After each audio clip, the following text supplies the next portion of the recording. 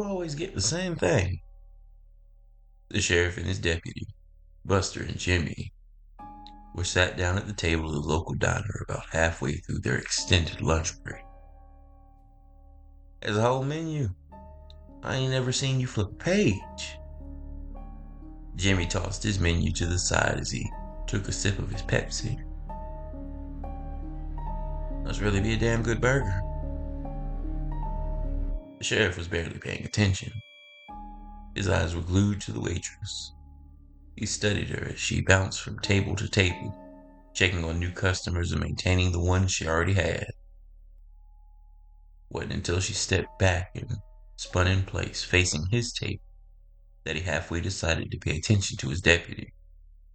When you find something good, he'll keep coming back to you. His chubby fingers slowly rose and pointed before falling back to his plate to grab a fry. His eyes flittered to the side as he anticipated the waitress, only to find that she had been caught up at a table on the way, grabbed and asked for the check. Jimmy sighed and chuckled before resuming their conversation. What are we gonna do about old Pat? Ain't this about the third time this year he got caught stealing? Buster grumbled. Fourth. Jimmy recoiled and sucked his teeth. Yeah, damn it, and it's always the same thing. Buster growled as he searched the room again in between bites of his half-eaten burger. He grabbed a bundle of fries and dabbed them in a pool of ketchup before his eyes caught sight of the waitress's stride headed their way. He quickly pushed his eyes back up to Jimmy, who was beginning to speak as he cut out a sliver of his smothered pork chop.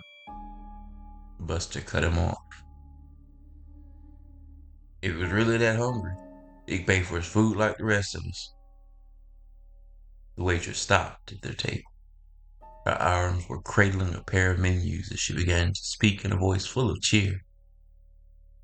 Sheriff, deputy, y'all good over here? Buster twisted his eyes into a callous glare as he grabbed another handful of fries slathered in ketchup. I think we can manage, growled Buster.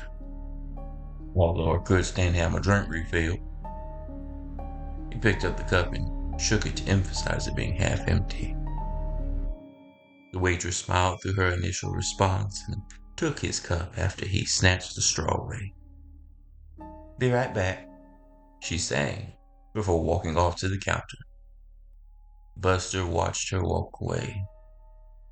His eyes and lids strained tight before he drugged them back over to Jimmy. Did you have found anything messier to eat? He watched the gravy slathered all over the pork chop and then dropped his judgmental eyes back down to his own plate. His fingers found their ways back to his fries, just as the waitress brought his drink. Let me know if there's anything else I can get you, she sang in a low, disconcerted hum. Buster flickered his eyes back up and down before he growled out his final request. You can get us the check. Jimmy smiled timidly and hurriedly stuffed the last portions of his lunch into his mouth before taking a wad of napkins to his sullied lips.